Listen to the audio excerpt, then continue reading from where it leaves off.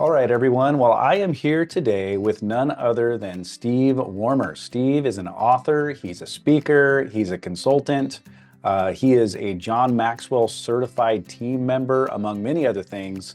And we're here today to have a conversation about your brand new book that just came out titled The Change: Insights into Self-Empowerment. Steve, I'd like to welcome you to today's interview. Joseph, so great to be with you. Thank you. Now, Steve, I have an advantage, I must say, in this interview because I actually know you personally. We've worked together, we've been at workshops together, we've stayed in touch, and we've been involved in each other's businesses. So this is especially fun for me to be able to interview you about this because we've been talking about this for months. We knew this book was coming.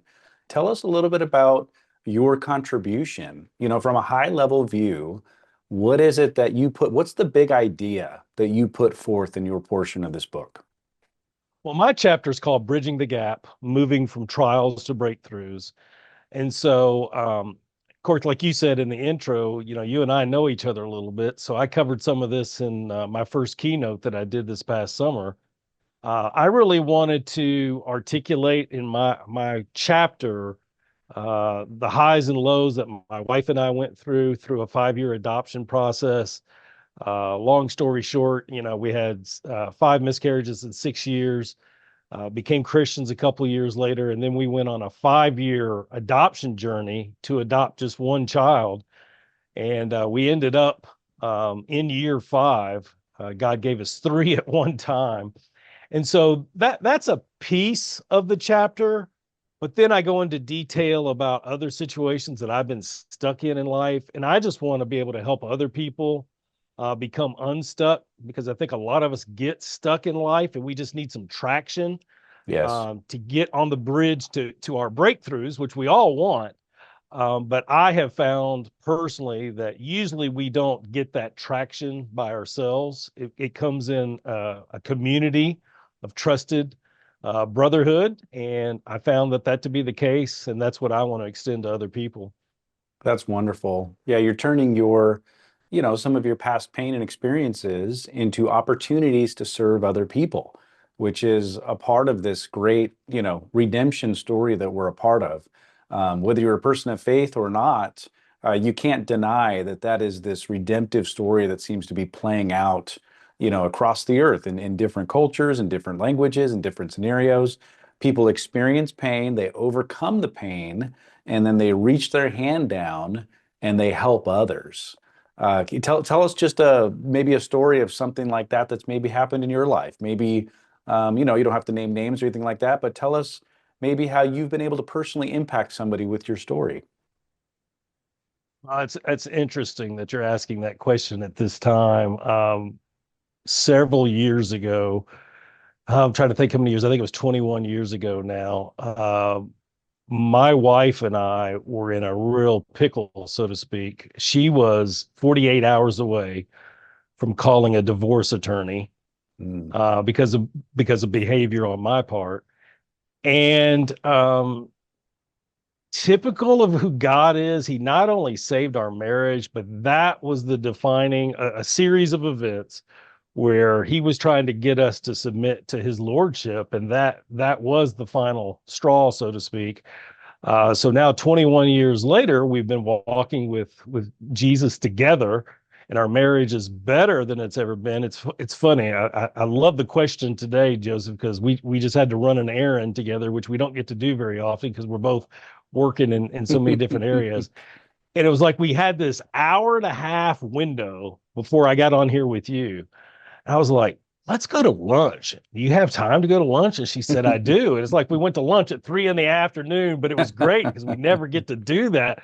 But I'm looking for those kind of opportunities. Anyway, so your question, it triggers me in a good way that I think about, and somebody told us this when we were going through our tough time.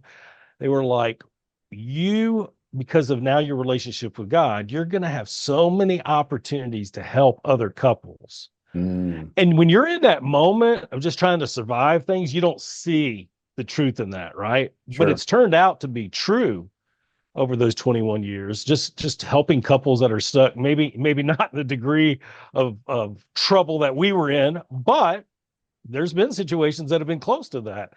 And so you didn't ask this, but it flows well in this conversation that now I'm working on um, a program. It's a 2-month group coaching, 60-day group coaching program to help win your spouses back before it's too late. And Mm, so you think about that, maybe 48 hours away, but there may be some habits that are unhealthy that maybe you're 6 months away or a year away. But if they don't change, you could be where we're at, or you just may want your marriage to be more godly than it is now. And my wife and I want to help with that. that's great. Yeah, and I naturally would have led that direction anyway. So thank you for going there and sharing that. For people that are watching this, number one, they're likely going to be interested in getting the book, and so we'll want to point them in that direction. But beyond that, what sort of ways do you serve people? I know that you speak on stages. I know that you do certain types of consulting. But if somebody wanted to hire you, Steve, to come to their organization, what could that potentially look like? It varies. Like you said, speaking is a big part of what I do. I love coaching people. That can be group coaching, one-on-one coaching. That can be business coaching. I love talking about resilience and emotional intelligence and personal development. So there's a plethora of things that we could talk about. But, in 2025, one of my big goals is to get on more other people's stages, and then also to definitely have a more impact on some clients that are looking to improve their marriages, or go back to what we talked about at the beginning, those that are stuck and just need some traction towards their goals and their dreams. Yes, that's awesome. What would you say to someone who is considering picking up the book? What can they expect? Well, it's like you said, it's got 20 co-authors, and they're multi-talented in many different ways. I mean, you have some business coaches in there, you have a financial coach in there, you've got a well-known well, he's a singer, but he's known for singing opera and singing the national anthem in front of esteemed guests. So it's a plethora of people that I have the honor of being in there with. But the overall far-reaching message of the book is insights into self-empowerment. And so we all bring our perspective to that. But just the community that we're a part of and the knowledge that's poured into that, I think that you get a sampling of that in this particular edition, 22. Just a plethora of insight into self-empowerment from 20 different people. That's great. That's great. Now, this one might be a little bit of a curveball. I'm going to ask kind of a creative question because, the theme of this book here, The Change, insights into self-empowerment versus that program that you have, helping couples, really avoid divorce, avoid, something that could be pretty tragic in their lives. So where's that balance between sort of self-empowerment and God empowerment? Like what's your kind of general thought about that? Well, what a fascinating question. I love that one. When I read Mark 12:30, I believe it is, the great commandment about, I think if you went to all the thousands upon tens of thousands of church in the US, it'd be interesting to know how many of their themes are love God, love people, right? Just boil it down to that simple commandment, right? But I think there's one we miss in reading that. It says, love others as you love yourself. I call it the missing commandment. I think there's three in there, and we only focus on two.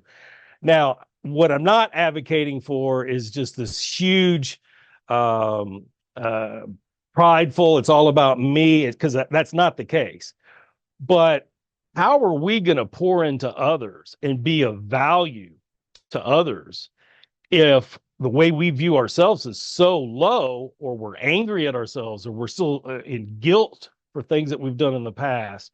So we have to have a healthy view of loving ourselves in order to be able to serve all those people that God's given us to serve. And so I think you're right. I think it is a really, really fine line. But I think we have to connect. I think of John 15:5, right? We got to connect to the vine. Jesus says, or you can do nothing. So in my connection, in my intimate relationship with God, I will learn with some other tools along the way, I will learn how to have a healthy viewpoint of myself, and that aligns with being able to serve people in a more loving, consistent manner. Hopefully that makes sense.